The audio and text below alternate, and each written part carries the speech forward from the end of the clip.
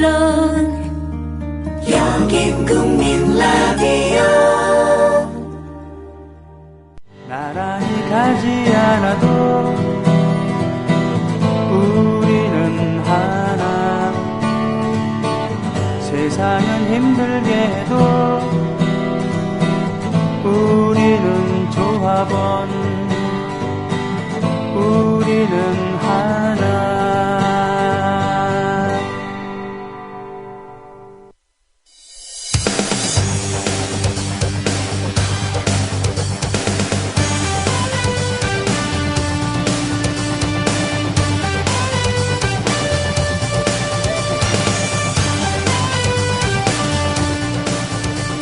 최동호의 스포츠당.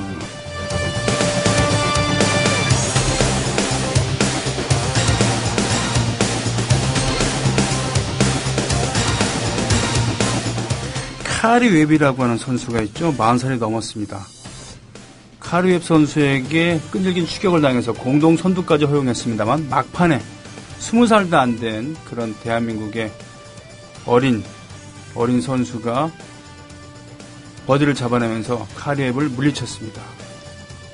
예. 그렇게 보면은 아무리 엘리트 체육의 한계에 대해서 이러저렇게 얘기를 합니다만 대한민국 특히 여성들의 정신력, 스포츠계에서 정말 대단하다는 생각을 합니다. 오늘도 스포츠에 대한 이러저런 얘기를 함께 나누는 시간 같습니다. 최동호의 스포츠당, 스포츠 평론가 최동호 선생님 모셨습니다. 안녕하십니까? 예, 안녕하세요. 네. 아이고, 목소리가 힘차시네, 오늘. 네, 오늘 병영님은 약간 좀 바쁘신 것 같으신데? 아, 네. 혼자 하니까 이렇게 되는 거죠. 바쁘시죠? 네. 예, 이해갑니다. 와중에 또 예. 라이브 하려면 이거 설치하고 철거하고 이렇게 되는 게 있거든요. 네. 예, 지난주에 스포츠계에서 가장 가슴 짠한 일이 있다면 역시 고양 원더스 해체였습니다. 예, 그랬죠. 네. 이 가슴 짠하죠. 네. 그리고 이 야구를 좋아하지 않으셨던 분들도 네. 이 고양 원더스를 심정적으로 많이 지지를 했죠. 그렇죠. 예, 그 패자 부활전의 의미도 있고 말입니다. 예. 더군다나 노 감독, 김성근 감독이 그야말로 말년에 지도자로서 이러저러한 영역을 많이 겪었습니다만 그렇게 좋지 않은 여건에서도 또 마음의 상처를 하나 둘씩 가지고 있던 선수들을 잘 조련해서 일정 정도 성과를 내기도 하고 결국은 그 노 감독이 눈물을 흘리지 않았습니까? 그랬죠. 그러니까 이 실패한 선수들끼리 모인 팀입니다. 네. 이 고양 원더스가. 그러니까 프로에 대학까지 야구를 했는데 프로에 지명을 받지 못한 선수들, 또 이 프로 구단에서 이 퇴출을 당한 선수들끼리 모여서 이 김성근 감독의 지도 아래 다시 한번 프로의 꿈을 키웠던 선수들인데 여기까지만 하더라도 이렇게 지지를 받지는 못했을 것 같아요. 그런데 3년 동안 퓨처스 리그에서 뛰면서 프로야구 진출 선수를 22명이나 배출해낸 거죠. 할 수 있다. 네네. 하면은 된다. 더 노력하고 더 땀방울 흘리면 더 된다. 이런 걸 실제로 보여줬다는 얘기입니다. 네. 자, 그랬는데 팀 해체를 결정했는데 이 허민 구단주가 밝힌 팀 해체의 결정 배경은 이 퓨처스 리그에 정식으로 편입되지 못했기 때문에 미래를 보장받기 힘들었다. 이런 얘기였었거든요. 퓨처스 리그라고 한다면은 프로야구 2군 리그. 2군 리그군요. 네. 근데 제가 이제 솔직하게 말씀을 드리려고 그래요. 제가 갖고 있는 의문점을 지금. 네. 그러니까 첫 번째는 이 기존의 이 프로 구단들이 갖고 있는 이 프로야구 진입 장벽이 진짜 높다라는 네. 게 다시 한번 이제 여실히 드러난 거고요.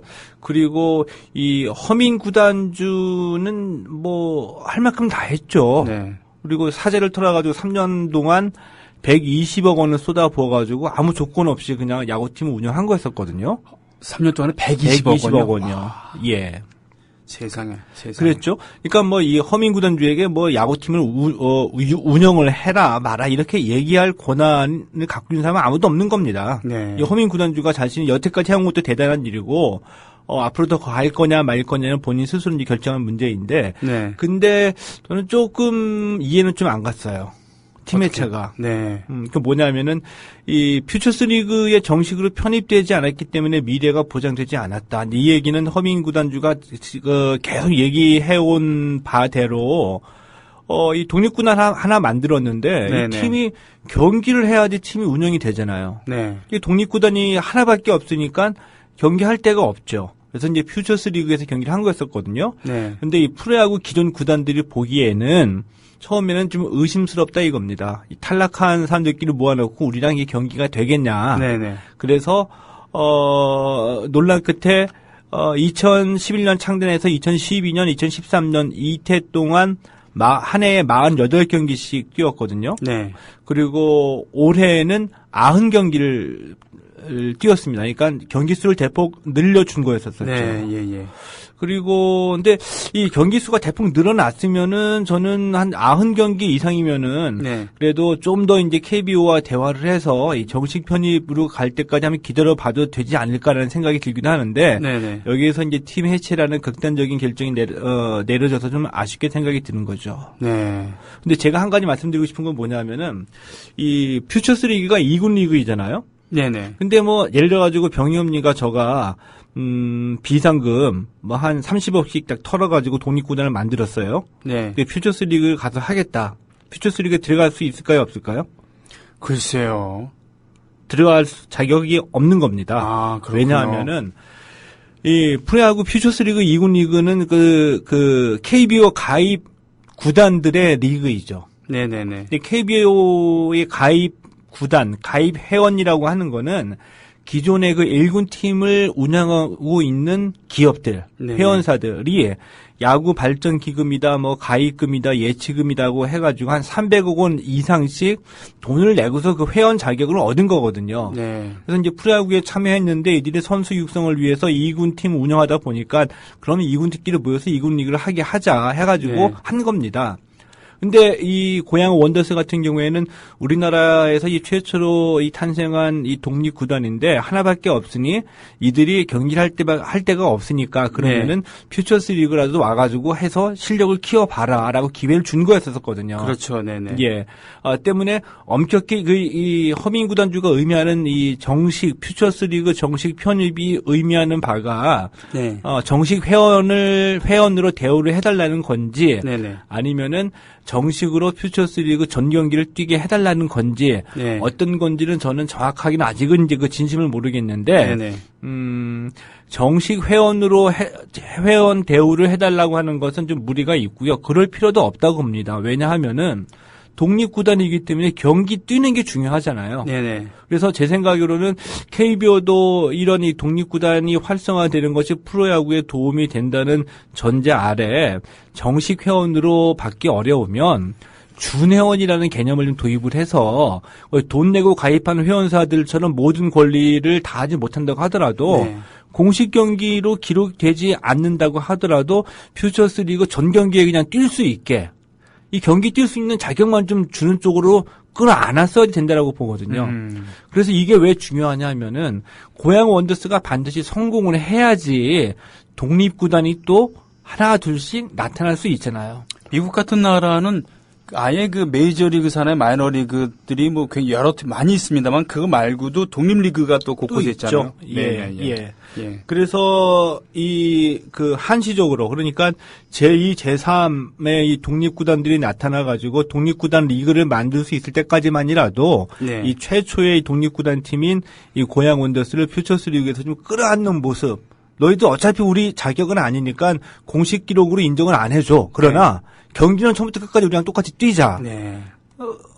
그렇게 좀 성공으로 만들어야지 제2, 제3 이 독립구단이 나타날 수 있는데 이것이 실패로 끝났다는 점에서 네. 팀 해체로 끝났다는 점에서는 많이 아쉽죠. 네. 근데 그것도 KBO나 기존 구단들도 그러니까 이 속마음은 뭐냐면 야 우리가 뭐 몇백억씩 내고 이렇게 일궈낸 프로야구인데 어떻게 너네들이 우리랑 같이 놀려고 하니 네. 이런 생각이 저변에 깔려 있다고 보거든요. 네. 근데 이들은 그러니까 프로야구 외연을 확장하는 데만 관심이 있는 거죠. 인기를 높이고 더 많은 국민들의 응원과 환호를 받아가지고 우리 몸값을 올리는 거. 네. 이게 외연 확장을 위해서라도 저변 확대를 해야지 되잖아요. 예. 그러면은 정식 회원들을 인정하지 않더라도 그냥 경기는 처음부터 끝까지 뛸 수 있게 지원을 해줬어야 된다는 얘기죠. 그렇군요. 이런 게 한 가지는 아쉽고요. 네. 그래도 이 경기 수가 좀 늘어나는 와중인데 여기에서 중도에 무릎을 꿇었다는 점에서 이 고양 원더스에게도 아쉬움이 있죠. 그렇지만 어떻게 뭡니까? 여태까지 이렇게 끌어온 게 있는데 예. 좀 아쉬운 면이 있습니다만 비난할 수는 없잖아요. 비난할 수는 없죠. 비난해서도 안 되고 여태까지 온 것만으로도 허민 구단주에게 많은 박수를 보내죠. 하지만 우리나라의 프로축구 리그가 생기기 전에 예. 팀이 하나 있었잖아요. 할렐루야 구단. 할렐루야 구단 최초로. 그렇죠. 예. 그리고 일본에서도 일본의 프로야구 리그가 생기기 전에 동경 거인군, 예. 즉 지금의 자이언츠 한 팀이었었어요. 예. 근데 처음엔 외로웠었습니다만 그리고 저게 뭐지라고 다들 생소한 개념이었습니다만 그 팀들이 버텨 줌으로 인해서 나중에 리그가 생겼잖아요. 그렇죠. 하나의 씨앗이 된 거죠. 그렇습니다. 예. 그리고 우리는 지금 메이저리그 소식에 대해서 듣기 싫어도 이러저런 정보를 갖고 있습니다만 우리가 아까 얘기하는 것처럼 트리플 A, 더블 A 그리고 루키군, 싱글 A 이런 팀들이 한 구단에도 여러 팀이 있잖아요. 그렇죠. 예. 그리고 그 외에 독립리그 얼마 전에 보면 독립리그에서 선수 하나가 전격적으로 40인 로스터에 들어서 후반기에 지금 날리고 있다는 얘기도 하나 예. 들었습니다만 이런 패자부활전에 대한 그런 이야기는 우리 같은 사람들 대다수 이 세상의 80%들에게는 흐뭇한 일 아니겠습니까? 그 힘을 내게 할 수 있는 원동력이기도 하고요. 그런 예. 사람들에게 포기하지 말라. 예. 같이 가자. 뭐 이런 거. 예. 기회가 있을 것이다. 이제 그렇지 않았으면은 이 고양 원더스가 만들어지기 전에 팀이 탄생하기 전에 일본은 독립리그가 있잖아요. 네. 그래서 우리 그 예를 들면 지금 기아에서 던지고 있는 김진우 선수도 마찬가지고요. 이 한번 프로야구에서 탈락된 선수들이 다시 한번 꿈을 갖고 도전해보고 싶은데 운동을 할 수 있는 팀이 국내에는 없어서 일본으로 건너가가지고 일본 독립리그에서 뛰었다가 다시 국내 프로야구로 컴백한 선수들도 있습니다. 네, 그렇군요. 네. 그리고 저기 해외로 눈을 돌리면은 그 독립리그는 이제 멕시칸 리그, 도미니칸 리그라던가 예. 이런 선수들이 프로야구 그 선수들이 계속 그 뛰고 싶은데 여건이 안 될 때 생활비도 벌 겸 또 경기 감각도 잊어버리지 않을 겸 여기저기 그런 리그들 소속되면서 또 감각을 이렇게 가다듬게 하고 그렇잖아요. 선수는 경기를 뛰는 게 중요하거든요. 뭐 옛날에 우리 그 밤에 특히 강했었다고 하는 야간 경기에 강했다고 하는 예. 김일용 선수도 한국에 와서 재기를 해서 다시 예. 일본 가갖고는 성과를 날리기도 했었잖아요. 예. 뭐 이런 한 번 미끄러지면 절대로 다시 올라갈 수 없는 그런 나라가 점점 되어가고 있는데 그런 면에서 이 고양 원더스의 그런 3년 동안의 실험 많은 사람들에게 희망을 주었습니다만 마지막에 우리 가슴에 상처로 남게 되는데 앞으로 이런 이런 시도가 다시는 나타나지 않으면 어떡하나 이런 생각이 들기도 하고 그렇습니다. 이게 좀 더 이 고양 원더스하고 KBO가 좀 더 누군가의 중재에 의해서 서로 이렇게 얘기를 해볼 수 있는 자리가 만들어진다고 한다면, 그리고 솔직하게 얘기를 하면은, 네. 꼭 이 고양 원더스가 이 재정적인 문제가 아니라고 한다면은 해체될지 이유가 저는 없다고 보거든요. 네. 예. 그래서 고양 원더스가 원하는 게 뭐 프로야구 구단 대접해달라는 것이 아니라 그냥 경기 뛰게 해달라고 한다면은 네. 퓨처 스리그에서 전경기 편성해가지고 못 뛰게 할 이유가 없잖아요. 그렇군요. 결국은 이 폐쇄성이라는 거 확장성이 있어야 되는데 예. 이 폐쇄성이라는 거는 정말 안타까운 그런 겁니다. 이런 때 보통 우리가 얘기하는 호방함 또 이렇게 더 막연하게 얘기하면 대륙적 기질 이런 게 있으면 참 좋을 텐데 그죠? 이게 어떻게 보면 우리가 맨날 얘기하지만 자본의 속성이에요. 네네. 벌면 더 벌고 싶고 네. 쌓아놓으면은 뺏기기 싫고 우리끼리만 놀고 싶고. 알겠습니다. 이렇게 해서 고양 원더스 해체에 대한 뒤풀이라고는 할까요? 수술한 마음을 좀 달래봤고요. 오늘 아까 저기 김효주 선수 말씀하셨잖아요. 근데 김효주 선수 오늘 그 기사 인터뷰 보면서 한 가지 좀 느낀 게 김효주? 한 가지 느낀 게 있습니다. 이거 상금은 5억 원 받았거든요. 네. 근데 여자들에게는 역시 그 가방, 백이 최고인 것 같아요. 왜요? 그래서 이제 5억 원이라는 돈이 큰 돈이니까 네네. 이제 기자들이 물어봤어요. 이제 어린 나이 이제 상금 5억 원 어디다 쓸 거냐. 엄마한테 가방 하나 사주고 남는 돈은 아버지한테 다 맡기겠다. 이렇게 얘기를 했는데 여자들은 역시 가방이 첫 번째. 아니면 가방에 대한 무슨 그런 간절한 사연이 있었을 수도 있죠. 그렇죠? 뭐 엄마한테 내가 우승하면 뭐 해줄까? 뭐 가방 하나 사줘. 이렇게 뭐 전에 약속했을 수도 있고요. 근데 여자들은 역시 선물로 가방이 첫 번째가 아닌가. 하긴 어떤 사람들은 그런 거에 좀 천착하는 면이 있는데 예. 저 같은 경우는 이제 모자. 모자. 지나다니다 보면 모자만 보면 좀 눈을 번뜩여요. 네. 그리고 뭐 헤어스타일도 있으니까. 그리고 이제 뭐니뭐니 해도 악기, 기타 뭐 이런 게. 예, 그러시겠죠. 예. 저랑 같이 사는 사람은 가방을 그렇게 좋아합니다. 여자잖아요. 근데 권혜여 씨 있죠? 예. 권혜여 씨도 가방을 좋아해요.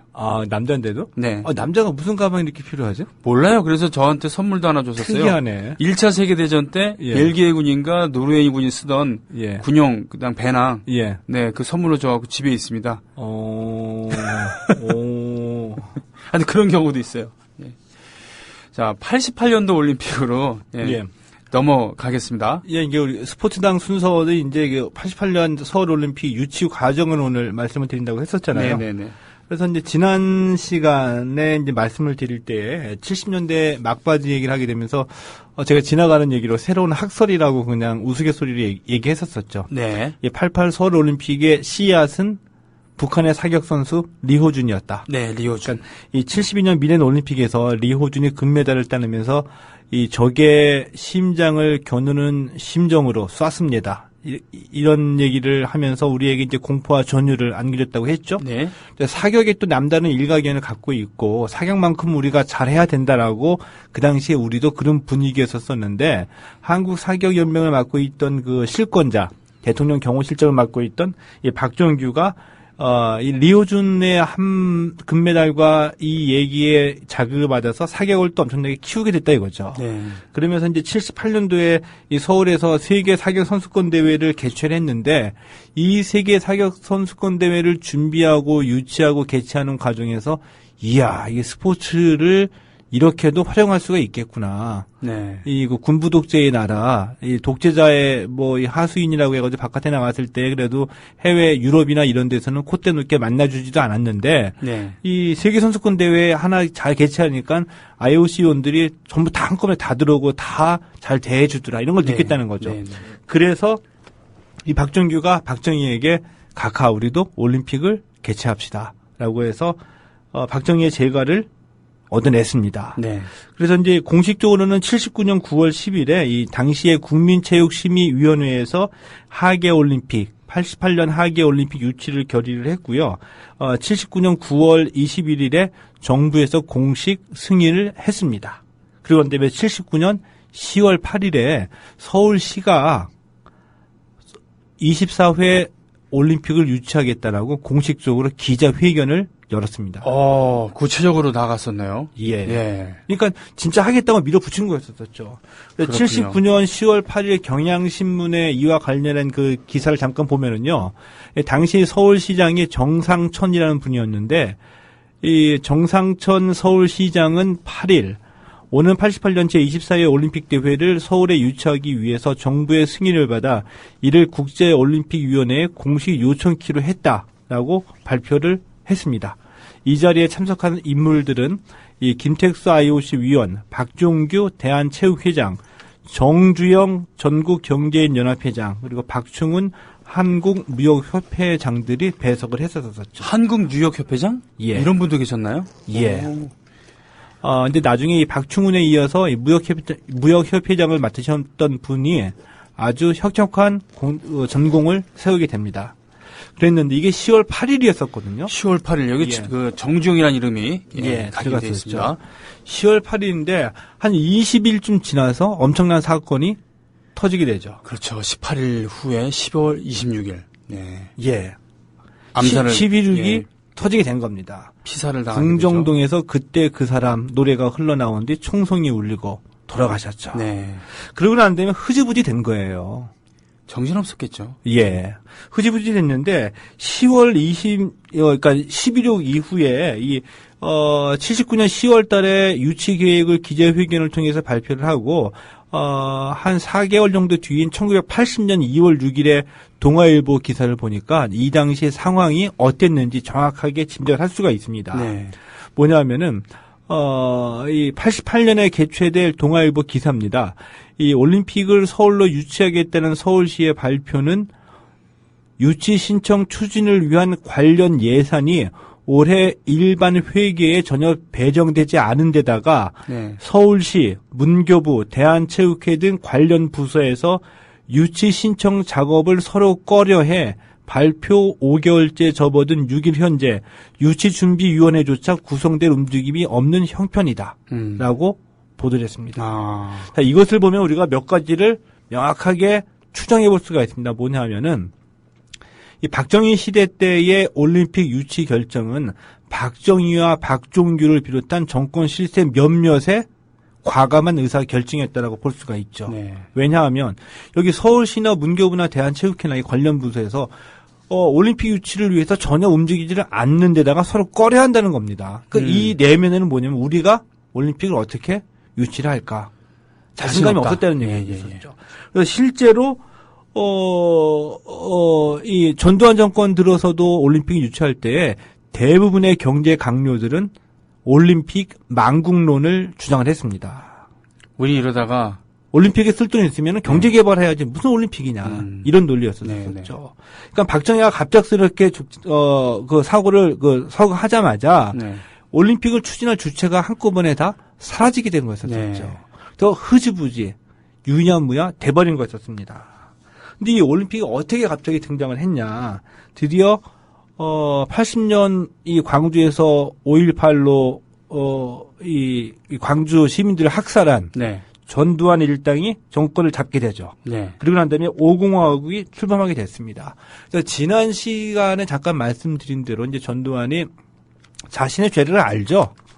어떻게 스스로 자기가 이 정권을 잡았는지. 네네. 이게 굉장히 부담스러운 겁니다. 네. 그것을 빨리 벗어나기 위해서 정권의 정통성 확보를 위해서 국민들에게 뭔가 아주 그 임팩트 있는 인기도 얻고 이미지도 구축하고 그 대외적으로는 정권의 정통성을 확보할 수 있는 뭔가를 꾸며내야지 되잖아요. 네. 그래서 이 세지마 류조라는 이 박정희 시대 때서부터 한일 간의 가위 역할을 하면서 정권의 그 마쿠 역할을 해냈던 이 세지마 류조를 만나서 조언을 청하니 네. 세지마 류조가 두 가지의 그 판도라의 상자를 열어준 겁니다. 네. 하나는 올림픽을 개최를 해라. 그리고 또 하나는 한국도 일본식의 종합상사를 만들어라. 두 개 다 모두 전두환이 실행에 옮겼죠. 이 종합상사를 올림픽을 유치해라. 뭐 이것까지는 뭐 대강 이해가 되겠는데. 예. 종합상사를 만들어라. 이건 어떤 의미를 가지고 있는 걸까요? 아주 이제 디테일한 하우투라고 볼 수가 있겠죠. 툴이라고 볼 수가 있겠죠. 네네. 그러니까 일본의 이 경제 개발, 경제 성장의 원동력이 일본의 종합상사였다는 것이었죠. 네. 그러니까 우리도 일부가 거의 비슷한 경제 구조잖아요. 뭐 자원 없고 있는 건 사람뿐이고 바깥에 나가서 수출해야지 되는데 이 수출을 누가 주도를 하느냐? 종합상사. 예. 즉 재벌을 키워야 된다는 얘기랑 똑같네요. 예. 그죠? 그 종합상사의 역할이 뭐 그런 말도 있죠. 일본 종합상사의 그 정보력이 일본 그 대사관 외교부보다 더 뛰어나다. 하긴 우리나라도 삼성경제연구소한테 많이 지금 의지하고 예. 있죠. 예를 들면은 LG 뭐 경제연구소라던가 예. 이런데. 네. 그래서 이 전두환이 올림픽을 결정을 하죠. 네. 유치하기로. 그래서 그 주변에 그 처음에 그 반대, 몹시 심한 반대를 무릅쓰고 81년 2월 16일에 올림픽 유치 신청서를 접수를 했습니다. 정권을 잡은 지 1년 만에. 예. 대강 정신 차린 다음에. 예. 근데 우리가 이 시점을 좀 중요하게 봐야지 돼요. 그러니까 올림픽 유치 신청서를 접수한 게 81년 2월 16일이었었거든요. 네네. 근데 이 88년 올림픽 유치 결정은 언제 유치 결정이 나느냐. IOC 총회에서 이 투표를 결정하게 되는데 81년 9월 IOC 총회에서 결정하게 돼 있습니다. 상당히 급조된 거네요, 그러면. 그러니까 1년도 안 남은 시점이었었죠. 7개월이네, 7개월. 예. 예, 7, 8개월. 그래서 와. 당시 이 88년 올림픽을 유치하겠다고 그 준비를 해온 일본은 4년 전서부터 나고야가 준비대로 착착착착 4년 동안 준비를 해온 거였었거든요. 그렇군요. 79년에 유치를 결심하고 그때 밀어붙였다 하더라도 일본보다는 2년이 늦는 그런 예. 상황이었군요. 네. 그러니까 전두환도 시기적으로는 굉장히 늦었고 일본을 이기기가 우리가 상당히 어렵다는 것을 알고 있었었죠. 근데 그런 상황 속에서 이 내부적으로도 전두환의 이 올림픽 유치에 찬성하는 사람은 그 박정희 시대 때 올림픽 얘기를 맨 처음에 꺼냈던 박종규하고 당시 그 문교부 장관 이규호 문교부 장관 정도였었고요.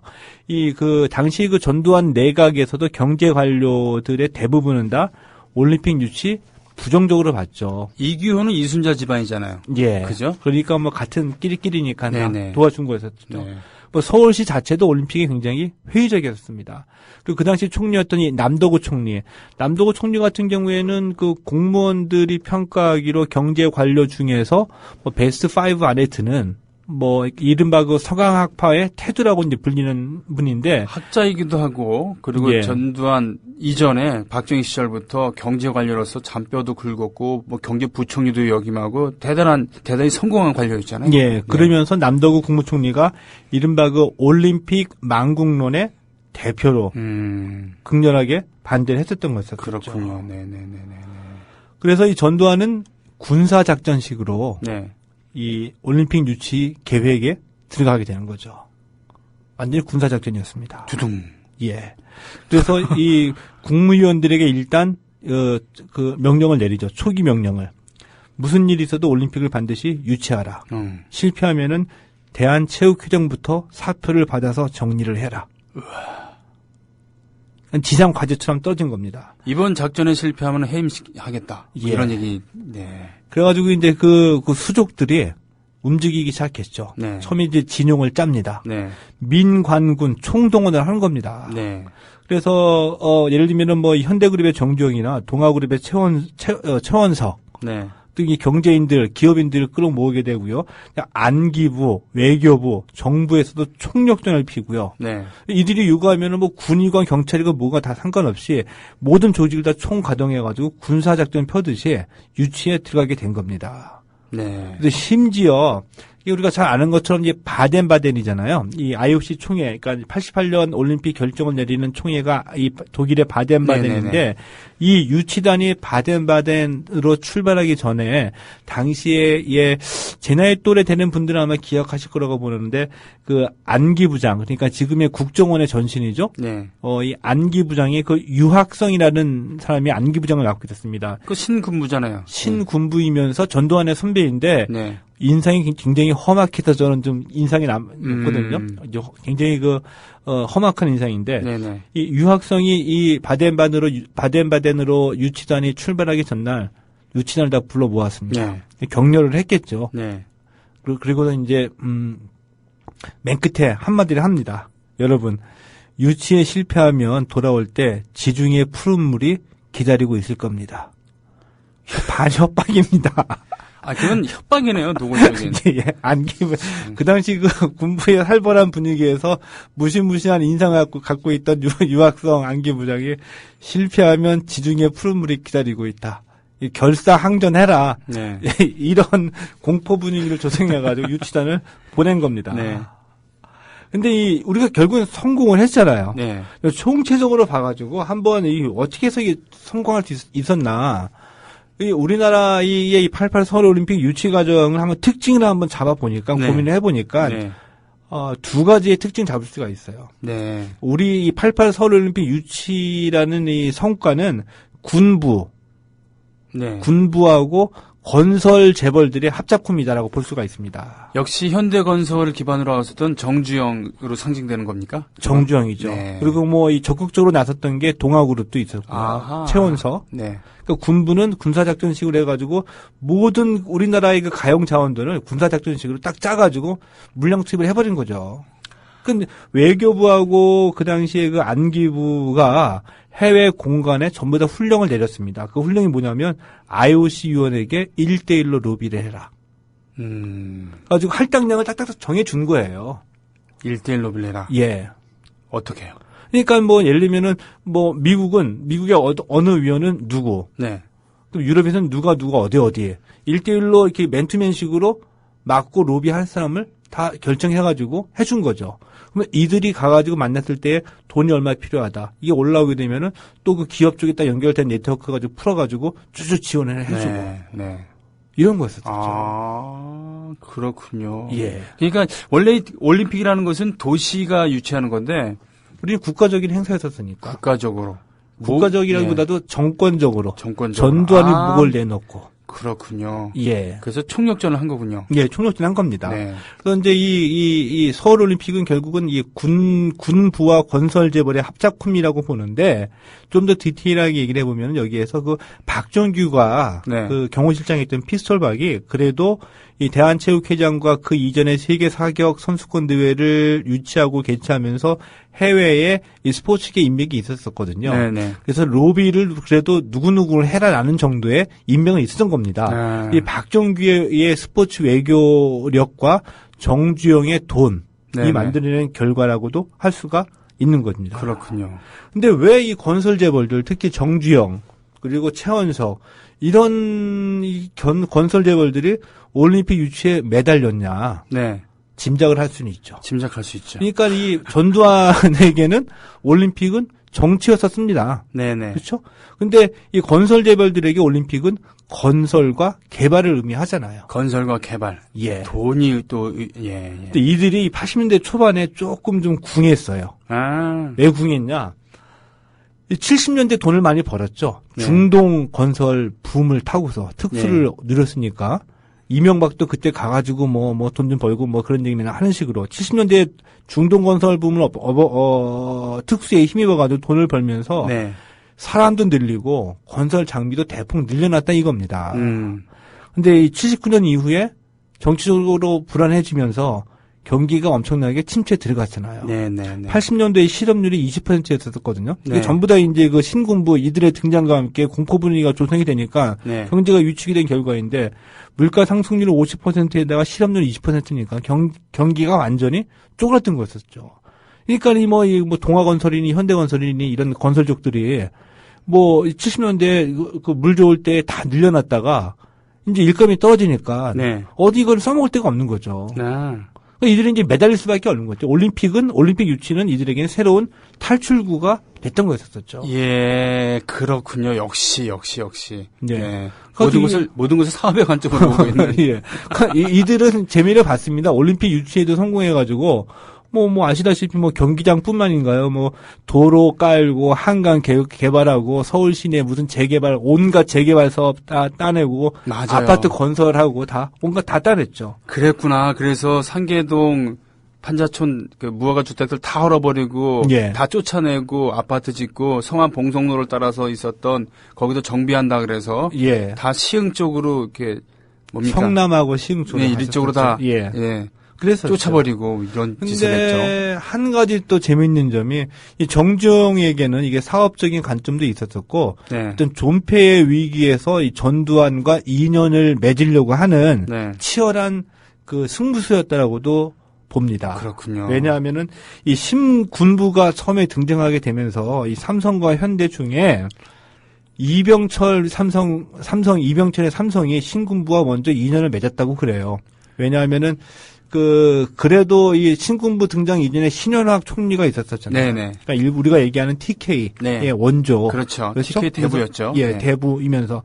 근데 이 신군부가 다 쳐내면서도 신현학 같은 경우에는 사부로 모셨습니다. 근데 어차피 경제를 모르니까 신현학의 이 명성과 인맥을 다 알고 있기 때문에 경제 문제에서만큼은 조언을 얻었었는데 네네. 이 신현학이 TK다 보니까 이병철과 또 통하잖아요. 그렇겠죠. 그러니까 이병철은 신군부에 등장하자마자 신현학을 통해서 줄을 댄 거였었죠. 삼성의 이병철. 그죠? 예. 네. 그러면서 현대가 밀리기 시작했었죠. 그래서 이제 정중에 전전긍긍 하다가 올림픽 얘기가 꺼내자마자 우리 사업가도 딱 맞는 아이템이고 이 삼성에 밀렸던 그런 이거를 회복하기 위해서 적극적으로 나설 수밖에 없었던 거였었죠. 그렇죠. 그러면서 예. 재계 판도를 다시 삼성에 밀렸던 거를 되찾았다고 합니다. 아, 그런 거였군요. 예. 경부고속도로 때 찰떡궁합으로 상징되는 박정희 정권과 정주영의 예. 그런 그 밀착, 네, 이런 것이 끝떨어졌었는데. 그리 예. 떨어졌던 거죠. 네. 올림픽을 계기로. 그래서 예. 그렇게 바덴바덴에서 사마란치가 예. 그 세울, 꼬레아 이랬을 때 그렇게 만세를 부르고 난리를 친 거군요. 다 폈다, 뭐, 네. 팔자 고쳤다, 뭐, 이런 거.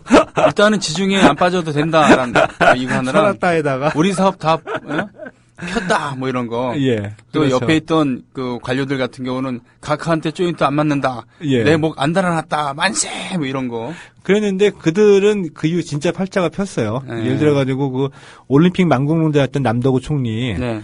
이게 각하의 심정을 읽지 못하고 올림픽을 반대했다가 네. 82년 1월 4일에 경질되고 그 유충순이라고 올림픽에 적극적으로 나타났던 그 무역협회장을 맡았던 분인데 이분이 국무총리로 올라가게 되죠. 유창선. 유창선. 네네. 예, 그분이. 유창선인가? 하여튼 그런 거. 유충순. 하여튼 그런 사람이 있었어요. 예, 예. 네. 예. 예. 그분이 올라가게 되죠. 네, 이렇게 네. 이제 유창순, 올림픽 유치를 유창선. 하게 되면서 네. 공을 세운 분들이 이제 그 유창선. 승승장구하게 네, 네, 네. 되는 겁니다. 그러면서 80년대가 올림픽으로 치닫게 되는 것이었죠. 그렇군요. 근데 이제 이들이 유치 나가는데 초반 분위기는 아시다시피 밝지가 않았죠.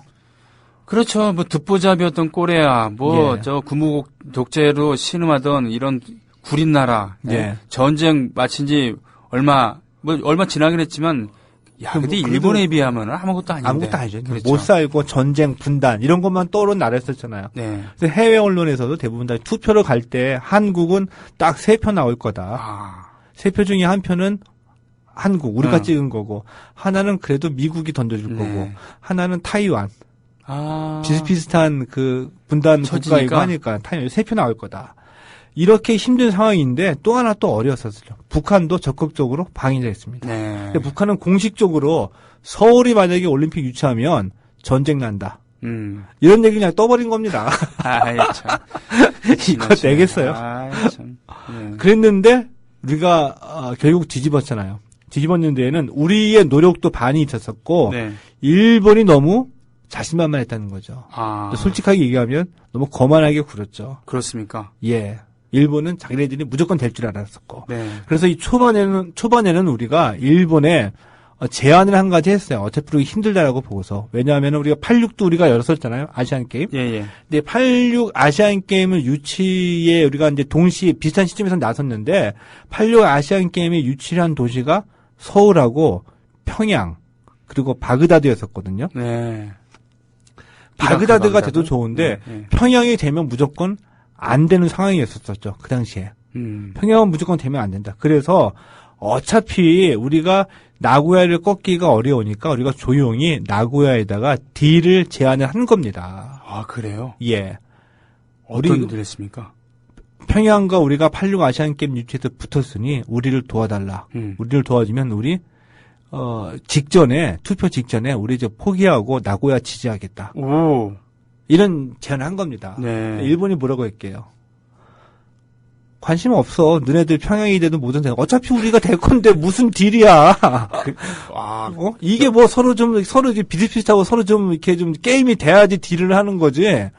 너네 무슨 뭐 포기하든 말든 우리 신경 안 쓴다. 여기서 앙심을 품은 예. 대한민국이 무한한 쪽팔림을 당했죠. 네. 그래서 우리가 평양 가면 유명한 능라도 경기장 있죠. 네네. 이 능라도 경기장을 왜 지었냐? 북측이 이 80년 아시안 게임 유치하려고 이때 지어놓은 겁니다. 그렇군요. 예. 근데 안 됐고. 예. 예. 그러니까 인심이 너무 야박하면 안 되는 거예요. 예. 그렇죠. 가난하다고 힘없다고 얕보면은 나중에 뒤통수 맞습니다. 그래서 이제 우리가 바덴바덴에 갔는데 네. 거기서 또 결정적인 또 인연을 맡게 되죠. 하나는 아디다스가 우리한테 접근합니다. 아디다스. 세계적인 브랜드 아디다스가 그렇죠. 웬일로. 이 아디다스의 회장이 그 당시에 홀스트 다슬러였었거든요. 네. 우리가 딜을 했어요. 도와달라. 네. 우리 도와주면 아디다스가 한국에서 마음껏 팔 수 있게 도와주겠다. 오. 그리고 올림픽 스포츠 마케팅도 우리가 무조건 너희한테 주겠다. 독점권을 준 겁니다. 네.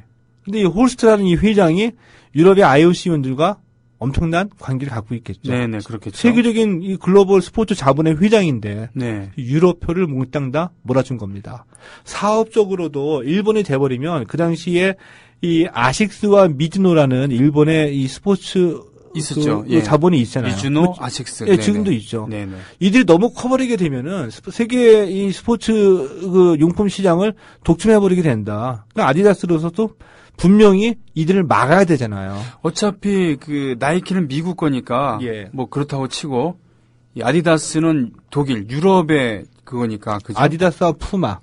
이런 거. 예. 네. 이 독일 스포츠 자본인데 네. 일본에 개최될 경우 미즈노와 아식스가 너무 커버리니까 이들을 견제하기 위해서라도 한국을 도와준 거였었죠. 네. 그래서 유로표를 갖고 왔습니다. 어. 거기다가 또 한 가지 시간이 좀 얼마 남지 않은데 간단하게 말씀을 드리면은 또 헛발질이 하나 한 게 있어요. 일본이 결정적으로. 그래서 중동표가 몰표로 우리나라한테 오게 됐어요. 왜요? 이 헛발질이 뭐냐면은 그때 이제 그 쿠웨이트의 쉐이크 파드라는 그 쿠웨이트 올림픽 위원회 위원장인데 IOC 위원회 피선대에 이제 심사를 받게 됐거든요. 네. 그런데 심사를 하려고 하면 이제 IOC 총회에서 이제 투표를 하게 되는데 집행위원회에서 미리 이제 심사 후보 올라온 사람들을 심사를 하게 돼요. 집행위원회 9명이. 네. 근데 그 당시에 이제 일본의 그 기요카와라는 일본 IOC 위원이 IOC 부위원장이면서 집행위원회 위원이었기 때문에 들어가서 심사를 했는데 네. 그들끼리 이제 회의할 때 이 파드라는 사람은 완전히 까버린 거죠. 야, 얘는 뭐 쿠웨이트 무슨 왕족인데 네. 지네들 뭐 땅 짓고 헤엄치기 하면서 돈 벌어가지고 다 돈 가지고 매수해서 스포츠 한다고 하는 애 아니냐. 돈은 많았지만 스포츠에 미친 영향력도 없고 사생활도 난잡하다. 이런 인간은 어떻게 그러냐. 이런 얘기 막 해버려가지고 디스를 해버린 거죠. 근데 이 얘기가 돌고 돌아서 이 파드 귀에 들어갑니다. 파드가 중동 출신의 이제 IOC원들 다 불러 모았죠. 네. 기요카와라는 IOC 일본 애들이 이렇게 얘기를 하는데 중동을 모욕하는 일이다. 신의 뜻대로 하자. 네. 한국 밀자. 이렇게 가버린 겁니다. 이런 어떻게 그럴 수가 있어? 예. 이게 다 그 정사에 다 나오는 얘기예요. 그렇군요. 예. 그래가지고 결국 투표를 해버리는데 3표 나오면 잘 나온 거다라고 예상했던 서울이 52대 27로 완전 나고야를 2배 반 게임으로 이겨버리죠. 일본이 정말 최악이었습니다. 유치전을 한 거군요. 이건 이 충격에서 일본이 한동안 헤어나지를 못했죠. 그러다가 이 원펀치 한 방 맞았잖아요. 또 투펀치를 또 나중에 또 맞게 되죠. 뭐였죠? 2002 월드컵. 네. 얘를 또 그렇죠. 월드컵 유치하겠다고 한 공들여서 한 4년 정도 애썼는데 갑자기 한국에 나오더니 공동개최를 또 만들어 버리잖아요. 그렇군요. 예. 네, 일본의 입장으로 봤을 땐 정말 얄미운 그런 후발주자. 옛날의 식민지가 말이지. 감히. 예, 그랬죠. 네, 이런 거였겠군요. 그래서 이 다음 시간에 네. 이 다음 시간에는 요 이후에 올림픽 유치가 결정이 되고 난 다음에 네. 이 올림픽을 어떻게 이 군사작전식으로 전두환 일당들이 어떻게 준비를 해나갔는지 88 올림픽 준비 비사. 이렇게 예. 정도로 하면 예, 되겠습니까? 그렇게 이어가도록 하겠습니다. 알겠습니다. 오늘 스포츠당, 최동호의 스포츠당, 오늘 이 시간은 이렇게 마치는 걸로 하겠습니다. 자, 오늘 수고하셨습니다. 예, 고맙습니다. 네.